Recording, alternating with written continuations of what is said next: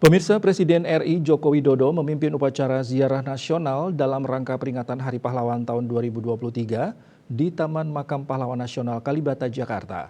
Presiden Jokowi hadir didampingi Wakil Presiden Ma'ruf Amin, sejumlah Menteri Kabinet Indonesia Maju, Kepala Lembaga Tinggi Negara, Panglima TNI, Kapolri, dan para Kepala Staf Angkatan. Upacara diakhiri dengan tabur bunga oleh Presiden Jokowi, diikuti seluruh pejabat negara yang hadir.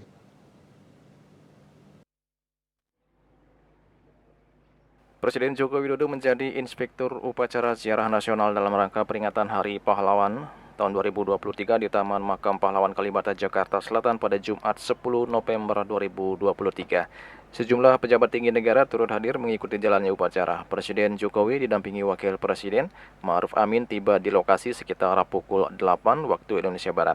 Selanjutnya upacara dimulai dengan laporan Komandan Upacara Kolonel Penerbang Puguh Yulianto kepada Presiden Jokowi selaku Inspektur Upacara. Lapor upacara ziarah nasional dalam rangka peringatan Hari Pahlawan tahun 2023 siap dimulai.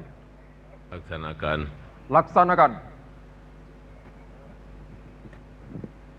Prosesi dilanjutkan dengan penghormatan kepada arwah para pahlawan yang diiringi lantunan suara sirine untuk mengenang pertempuran 10 November 1945 di Surabaya, yang kemudian dilanjutkan dengan mengheningkan cipta.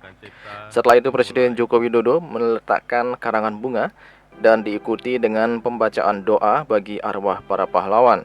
Pembacaan doa dipimpin oleh Menteri Agama Yakut Kholil Kumas. Upacara diakhiri dengan penghormatan terakhir yang dipimpin oleh Komandan Upacara.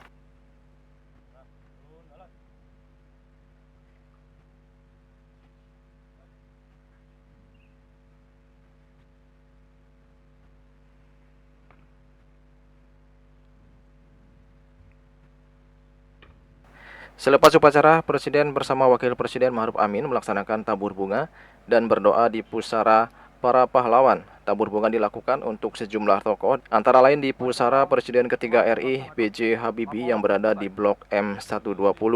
Pusara almarhumah Ibu Hasri Ainun Habibie di Blok M121, pusara almarhumah Ani Yudhoyono di Blok M129, pusara Wakil Presiden keempat RI almarhum Umar Wirahadikusuma di Blok M107, dan pusara mantan Panglima TNI Jenderal Purnawirawan Abdul Haris Nasution di Blok M108.